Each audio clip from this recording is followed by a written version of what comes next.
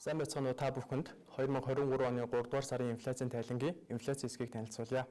Энэхүү инфляцийн тайлан 2 дугаар сарын инфляцийн мэдээллийг агуулж байгаа бөгөөд инфляцид гол нь нөлөөлж буй шалтгаанууд цаашдын төлөвийг харуулна. За эхний графикаас харахад өнгөрсөн оны 6 дугаар сард инфляц оргил үрдээ буюу 16.6% хүрч түүнээс хойш алгуур буурсаар байна.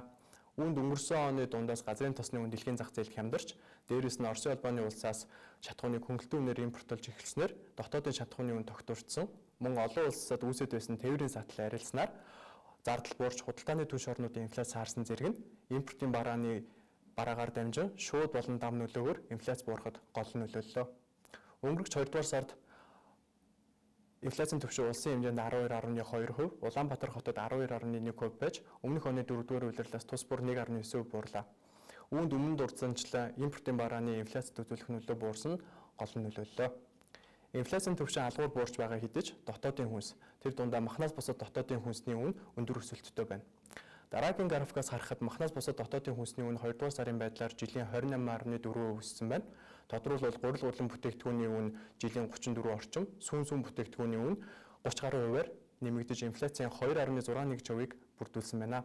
Мөн шатхуунаас бусад импортын бараа хэрэглээний саксны 35%-ыг бүрдүүлэх том бүлэг ба уг бүлгийн үнийн өсөлт жилийн 9.7 байж инфляцийн 3.61%-ыг бүрдүүлж байна. Ингээд инфляцийн цаашдын төлөвийг авч үзье. Хүнсний инфляцийн төсөөлөл өмнөхөөс бага зэрэг нэмэгдэж, хүнсний бус инфляцийн төсөөлөл буурлаа. Тодорхойлбол дотоодын хүнсний үн өнгөрсөн төсөөллөөс эрчтэй өссөн, хүнсний инфляц өмнөх төсөөллөөс нэмэгдэхэд нөлөөлөв. Харин хүнсний бус инфляцийн төсөөлөл буурахад бүгд найрамдах хятад ард улсын тэг ковид бодлогын хязгаарлалт суларсантай холбоотой бараа ачаад тээврийн эргэлт түргсэж, тээврийн зардал буурснаар импортын бараа үнийн өсөлт өмнө авч үзснээс илүү саархаар байна. Роснефть компанитай байгуулсан гэрээ шинжлэгдснээр А92 шатхууны хэлийн үн буурч, гайлын албан татварыг 2023 онд чөлөөлсөн. Дизель түвшний онцгой албан татварыг энэ оны 7 сарын 1 хүртэл чөлөөлсөн зэргээс дотоодын шатхууны үнийн төсөөлөл буурлаа.